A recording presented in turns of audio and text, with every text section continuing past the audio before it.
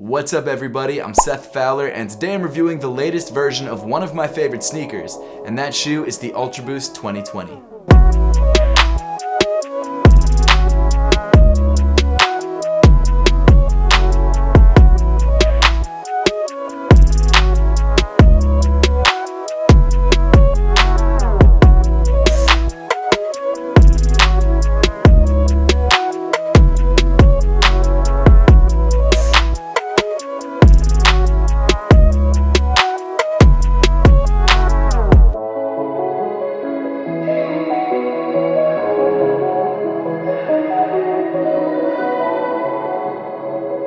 Since 2015, right before I actually started my YouTube channel, the UltraBoost has been one of my favorite sneakers because it's so comfortable and I always thought it looked really good. And as the years progressed, Adidas started to make changes to the shoe, primarily just changing the pattern of the upper, which wasn't really a huge deal until last year in 2018 when they released the UltraBoost 19. Now I'm sure most of you are familiar with the UltraBoost 19, and this really signaled a change in direction for the UltraBoost line. Adidas decided to really go with the heavy performance focus with the UltraBoost 19, which to be fair, the UltraBoost line had always been a performance running line, but with the 19, it became very obvious. The 19 was sort of a polarizing shoe because the aesthetic changed so much and a lot of people really didn't like it.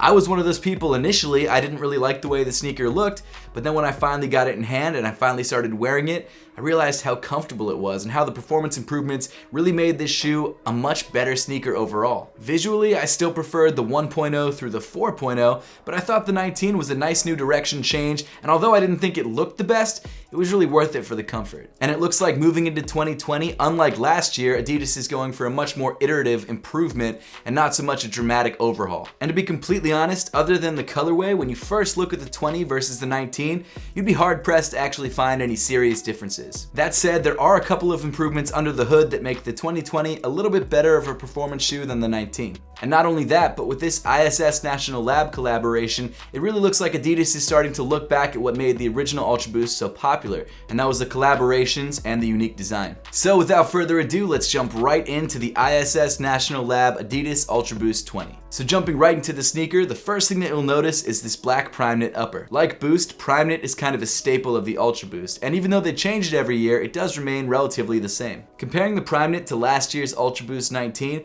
it definitely feels like there's a little bit less give there. It's still obviously stretchy and soft, but it does feel like it's going to hold your foot in place a little bit better. And obviously this knit upper is thicker and less flexible than the UltraBoost 1.0 through 4.0. It's still very breathable though, and it still gives you a sock-like fit, and something that I really like about the 20 is it gives you a very subtle callback to the UltraBoost 1.0 with this arrow-shaped ventilation hole pattern in the toe. One major difference though between the 20 and any of the previous UltraBoosts is the addition of tailored fiber placement, or TFP. What TFP is are these thick embroidered looking details around the edge of the toe that actually give you a lot more stability and durability around those areas. While these areas aren't as stretchy and as flexible as they once were, they really do a much better job of containing your toes. Moving up on the shoe, you get to these pretty standard black UltraBoost laces. These laces now weave through an updated midfoot cage, which I really like a lot more than the UltraBoost 19's midfoot cage. The main reason I like this midfoot cage more is just because I just think it looks better. I think it's a cleaner and better looking midfoot cage than that mesh that they had on the 19s. But not only that, this midfoot cage also has some TFP detailing, which should make it contain your foot a little bit better. At the top of the tongue, you get to the special ISS National Lab Collaboration tags. The right shoe says ISS National Lab Adidas CRS Boost in Space, and the left shoe says actually the exact same thing.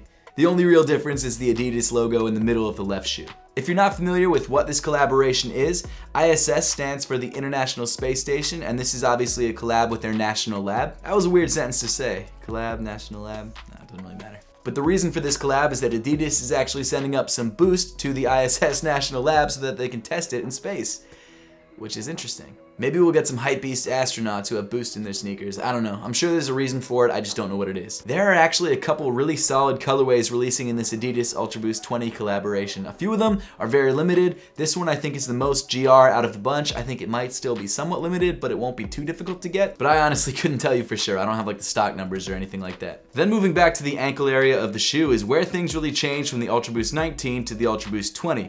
On the front half of the shoe, you've got this prime knit tongue, which you can actually pull to get your foot very easily into the sneaker. And then on the back half of the ankle, instead of prime knit, you actually have this padded neoprene material, which I actually kind of prefer. As much as I love Primeknit and the way it feels on your foot, there's just something about having a nice padded ankle area which I really like, and I'm glad they went with it on the UltraBoost 20. And not only does this extra padding around the heel feel nice against your foot, it also holds your foot in place better because it pushes your foot towards the front of the shoe. Speaking of which, the front half of the shoe, just like every other UltraBoost, your foot is just up against raw Primeknit, which again feels fine. It gives you a very sock-like and comfortable fit. Like I mentioned earlier, the Primeknit isn't as stretchy and it actually feels a tiny bit tighter than the UltraBoost 19, so for performance purposes, this is actually a better fitting shoe, and I think it's actually going to be better for running in than the UltraBoost 19. If you are grabbing this shoe for just lifestyle wear, it is going to be a little bit more snug than the UltraBoost 19, and if that's something you don't like, maybe go up half a size. Speaking of sizing, the UltraBoost 20 does seem to fit true to size, especially if you're running in this shoe. However, if you have wider feet or you prefer a fit that isn't so snug, maybe go up half a size. But as I always suggest, if you have the chance to try this shoe on first before you buy it, definitely do that to make sure you're grabbing the right size for you. The insole of the sneaker comes in black with both Adidas and ISS National Lab branding printed on the heel in white and orange, and of course, as you can see, each insole is different, which I actually think is a really nice touch. Then continuing back on the shoe, you get to the heel counter, which seems to be just an outline and also remains unchanged from the UltraBoost 19, or at least that's what it seems like. One thing that I really like about this heel counter is how it spills over onto the Boost midsole and gives you a lot more stability because it holds the Boost in place. A good amount of runners complained about the instability in the heel before the UltraBoost 19, and it seems like this heel counter has sort of solved that problem. Then continuing around back on the shoe, like I mentioned before, you don't have any of that Primeknit, and instead you've got this nice padded neoprene material. It's obviously not as stretchy as Primeknit, but it is a lot more padded, and I just like the way it feels on my foot better than just raw Primeknit. One other addition on the heel of this sneaker is this bright orange accent, which I actually really like and ties in nicely with the ISS collaboration. Then moving down on the shoe, you get to the most eye-catching detail of this collaboration and this UltraBoost 20 by a mile, this iridescent Boost midsole. It's very like spacey, which I'm sure that's what they were going for, but it just makes me think of outer space, and it's awesome. Of course, other colorways in the collaboration are going to have different midsole colors. My personal favorite is the orange pair with the silver midsole. I think it's such a dope look, and I actually think that's one of the more limited pairs in the collab. But moving on from the actual aesthetics of this midsole to the function, it's still Boost. It's still the same midsole technology that we know and love, and just like the UltraBoost 19, there's 20% more Boost in this shoe than there was in the UltraBoost 1 through 4.